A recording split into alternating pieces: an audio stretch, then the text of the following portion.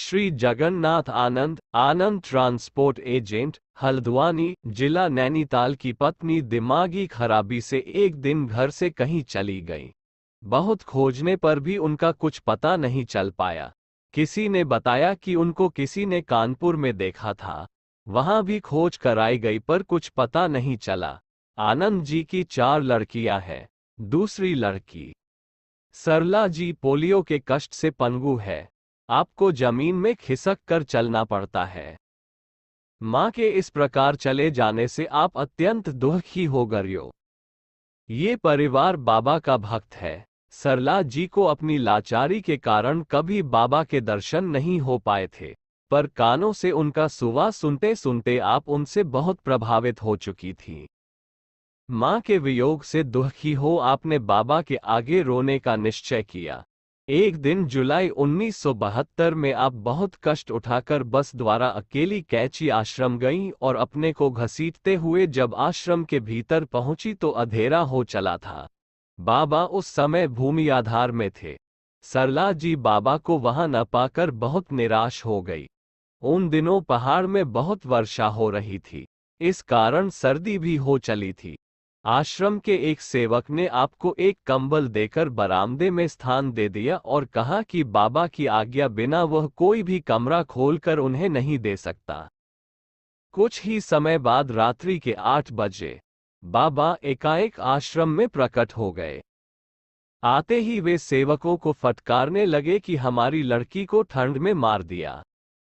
तुरंत कमरा खुलवाकर उन्होंने सरला जी के आराम के लिए बिस्तर दिलवाया। सरला जी उनसे अपना दुहक कहना चाहती थी, पर बाबा ने उस समय उनसे भोजन और शयन करने को कहा और बोले, कल बातें होंगी।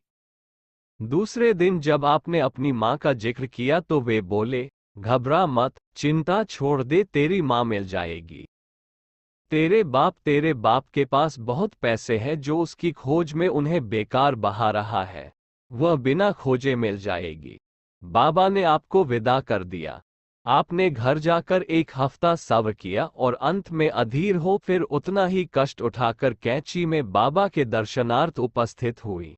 आपने बाबा से निवेदन किया कि 1 सप्ताह हो गया और अब भी मां का कोई पता नहीं चल सका, कब तक और बाट देखी जाए। बाबा तुरंत बोले, अगस्त सितंबर अब घर जा, बार बार आने का कष्ट मत करना।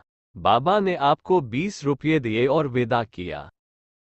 पता नहीं कैसे आपकी माताजी अपने पागलपन में गौड़ बलरामपुर पहुंच गईं। एक दिन जब वहां एक सेठ जी की दुकान के आगे से वे जा रही थी, सेठ जी की दृष्टि उन पर पड़ी। एक अच्छे घर की महिला को ऐसी दयनीय दशा में देखकर उनके प्रति उनका मातृभाव जाग गया।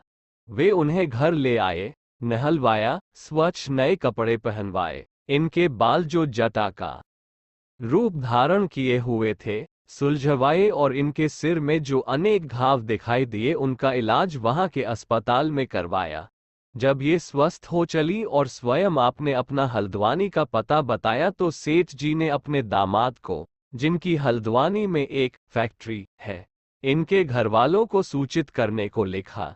31 अगस्त 72 का दिन था जब सेठ जी के दामाद ने सरला जी के पिता के पास जाकर शुभ संदेश पहुंचाया। आनंद जी तुरंत गौड़ गए और सितंबर 72 के आरंभ में उन्हें घर ले आए। इस प्रकार बाबा की कही अगस्त सितंबर में होने वाली घटना सच्ची उतरी और आपकी माताजी बिना खोज के मिल गईं। सरला जी बताती हैं कि इस घटना से आपके पिताजी का विश्वास बाबा में दृढ़ हो गया और उनकी यह धारणा बन गई कि लोग इस दुनिया में व्यर्थ भगवान को इधर उधर खोजते हैं। भगवान तो बाबा में है और बाबा ही स्वयं भगवान है।